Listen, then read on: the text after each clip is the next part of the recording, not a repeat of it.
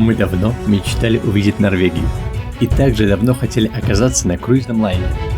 И в какой-то момент поняли, почему бы не объединить эти мечты. Так мы и отправились в круиз по Норвегии. Но для начала дорога до порта отправления. Около 650 километров через Германию. И конечно же, куда без вечных дорожных работ. Так что про быструю поездку можно было сразу забыть. Но стоит только увидеть корабль, и все проблемы дороги мгновенно исчезают. Он просто гигантский. Чемоданы мы сдали почти как в аэропорту, и позже их доставляют прямо к каюте. И вот мы уже на борту.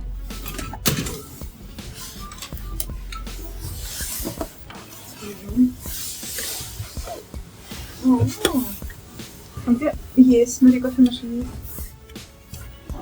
Кому что? Я кофемашину. А это для чего? Один сладкий?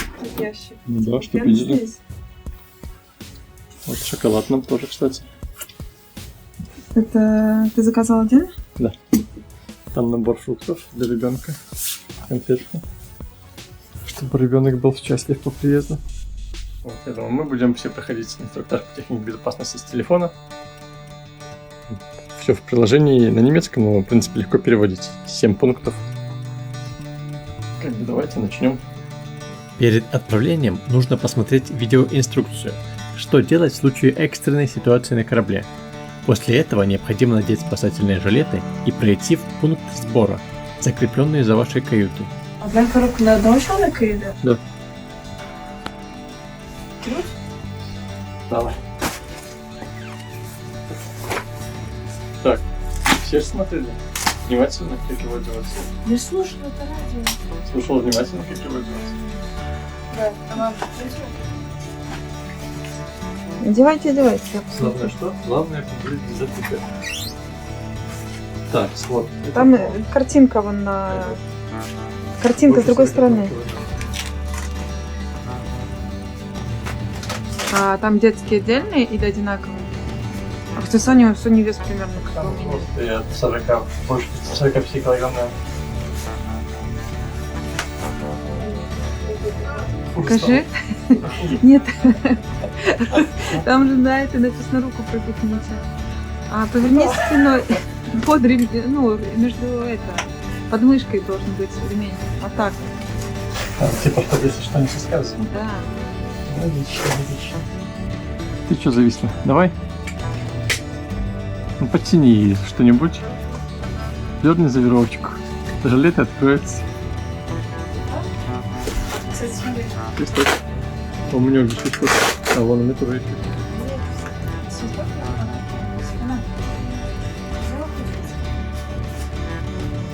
Там просто фонарик. Можно попробовать. Покажись.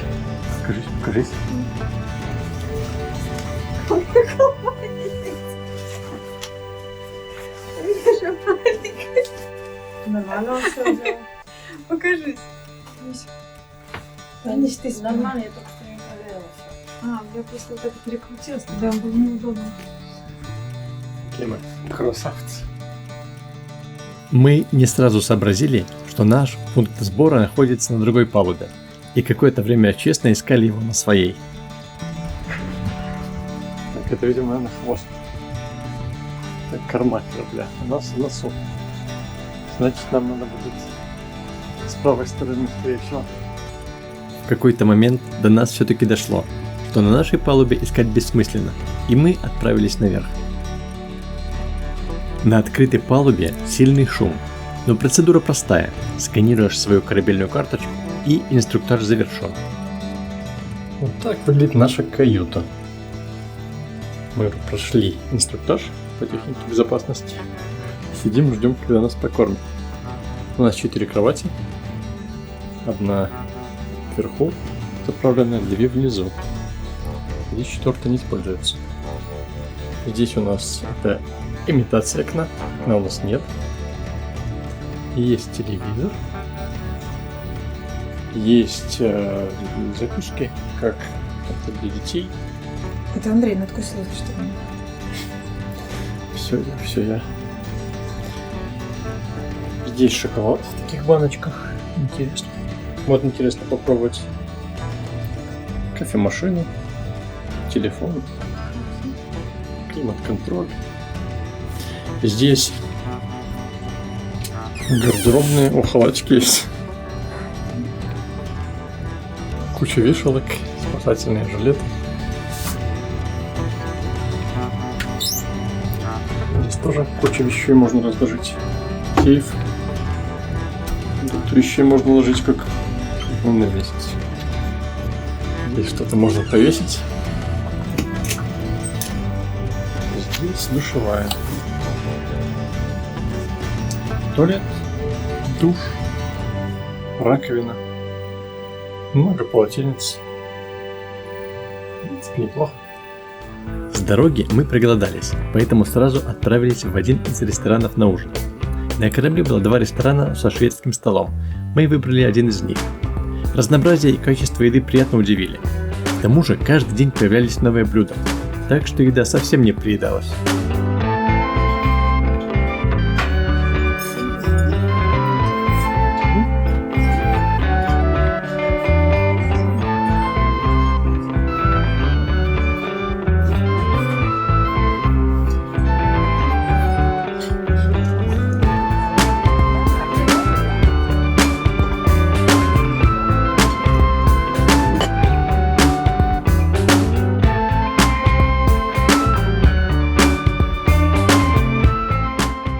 Ирина, как тебе был первый ужин?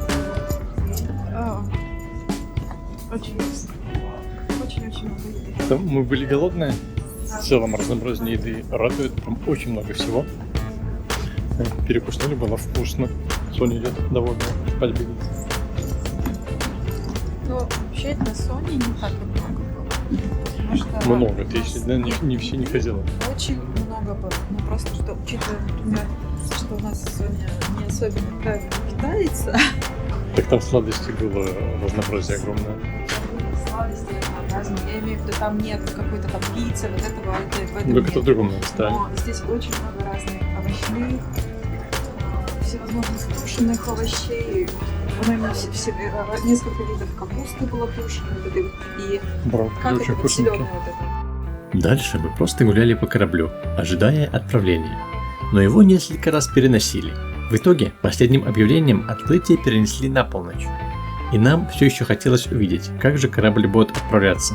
Мы с Ириной пришли посмотреть отправление корабля, но сделать это непросто. Ветер огромный, дует прям очень сильно. Сдует. Боюсь даже, что телефон унести может. Мы долго бродили по палубе в ожидании отправления, параллельно пытаясь найти уголок, где ветер не такой сильный, но все еще видно порт. Сонная, злая. Сейчас придет сама корабль вести. Поспать не дает. Я разбудил. И первую ночью корабль все еще не отправился. Отправление переносили 2 раза из-за сильного ветра. Последний раз перенесли на 12, вот мы уже больше 30 минут стоим, ждем. Очень холодно, но вы можете видеть, мы спрятались в место со стеклами, не так дует. Потому что там, где стекол нет, телефон выдувается с рук. Да, и мы в день дороги, я думаю, мы побегим спать. Иначе завтра мы будем не в состоянии что-то делать, кроме как лежать в кровати. Поэтому мы пойдем отдыхать. Увидимся с вами завтра. Пока-пока. Вот, мы с Ириной вышли проветриться. В прямом смысле. Сейчас это как проветрить. Утром оказалось, что ночью корабль уже вышел в море. Мы сразу отправились смотреть, где сейчас находимся, а заодно прогулялись по почти пустым палубам корабля. Рядом проходил еще один лайнер компании «Аида», и мы просто не могли не остановиться, чтобы полюбоваться этим красавцем.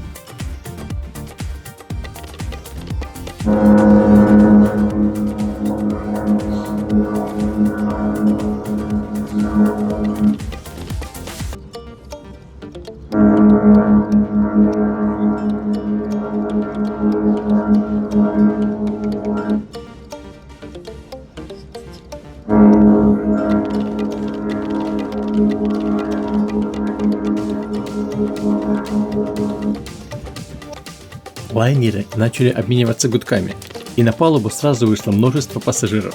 Для многих это было довольно необычное зрелище.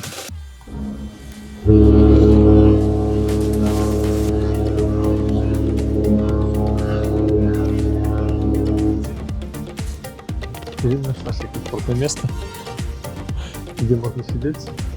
Сидеть неудобно. Когда сидишь, не видно корабля, а в полулежа видно. Еще мы заглянули в детскую зону на верхней палубе. Ой-ё, не подходит. Почему? До 12. Ну, до 12. До включительно. Конечно. Да, подходит. Мячики. Воллебокс. Ой, И вот так-то выглядит.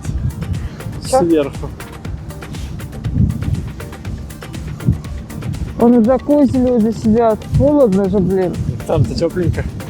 Тут пушка мерзнет все равно. Надо сказать, что это не так ветрено. Так, мы на носу.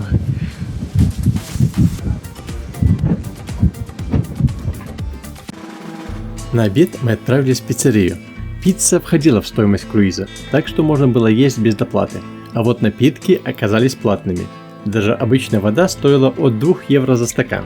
Поэтому пить мы здесь ничего не стали и решили позже найти место, где это можно сделать бесплатно. Креветки не очень вкусные. Сама пицца хорошая, вкусная, а креветки так себе. Ты сидишь как будто в кафе, а вокруг смотришь, вышка среди моря. Можно видеть, что сейчас мы немного сонные, потому что атмосфера в каюте, такая приглушенный свет, как будто сейчас вечер. Корабль немножко укачивает и хочется постоянно спать. Поэтому мы решили, сейчас пойдем, немного разомнемся, пойдем в тренажерный зал. Я надеюсь, после этого станем чуть-чуть более активными и будем исследовать корабль дальше. Вот так выглядит тренажерный зал. Ничего необычного, но чтобы размяться вполне хватает.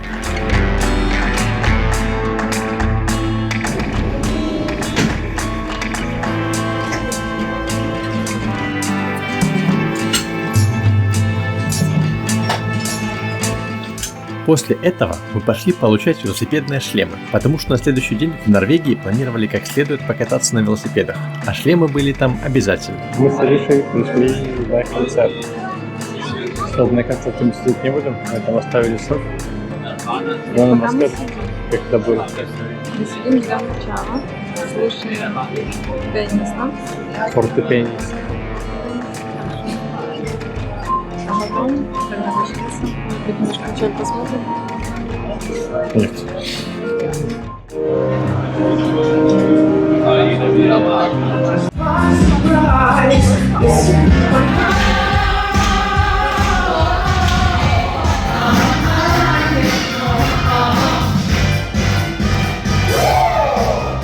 После этого мы продолжили изучать корабль. Смотрите, насколько длинный коридор. Мы пойдем с одной стороны корабля, с кормы к носу.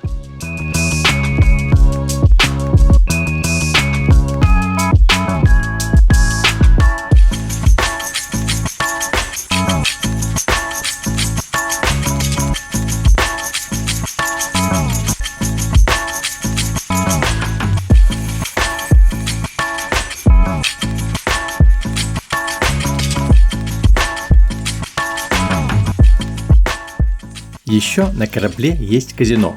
Играть мы не планировали, но ради интереса решили заглянуть внутрь. Правда, долго снимать не получилось. К нам почти сразу подошли и попросили выключить камеру. Вот еще есть какие-то слотовые автоматы. Здесь так крутить какие-то. Здесь крутить.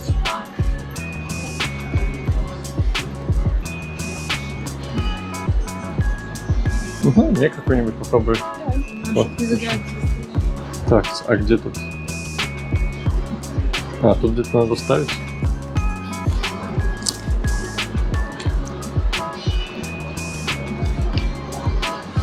Вот так?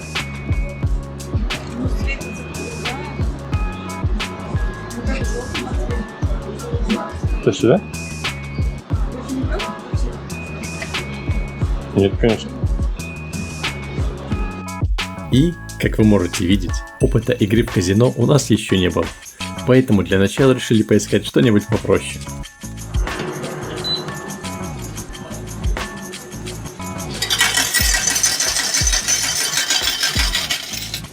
Как много монеток. Я выиграл, можно меня наденуть. Так, это проверим.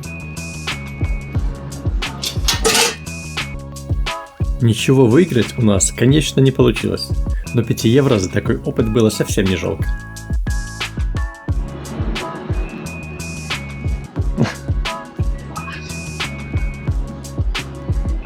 Ирина выиграла 5 евро. Первый выигрыш Ирины.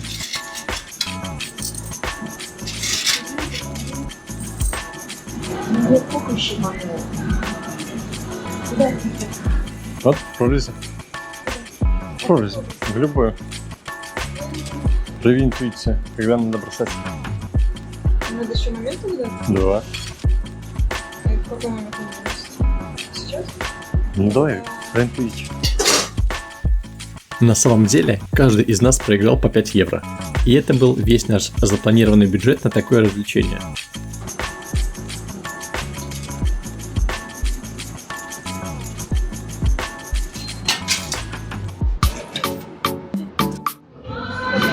Пошли, пойдем туда.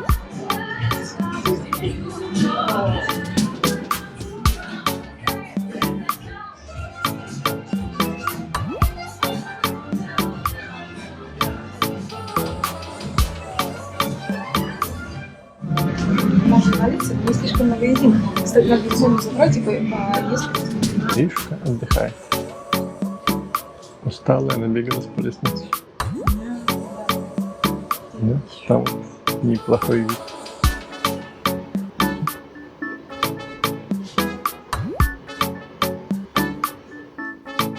Это тюлень не лезь без счета, это вот мотивик. Тюлень Ирина, то есть тюлень София. Тюлень Андрей снимает. Не могут вылезти с кровати. Вот я вылез, вот моя кроватка заправлена. К вечеру нашего первого дня в море нас уже буквально клонило в сон. За день мы постарались исследовать корабль по максимуму, много успели увидеть и в итоге просто валились с ног от усталости. Но на следующее утро нужно было вставать рано, ведь мы должны были прибыть в наш первый город в Норвегии. Очень хотелось не пропустить момент прибытия и успеть увидеть как можно больше интересных мест сразу после выхода с корабля. Нашим первым городом стал Хаугесанд, и о наших приключениях там вы узнаете уже в следующем видео. А мы желаем вам всего самого наилучшего. С вами были мы, здесь и сейчас. До скорого!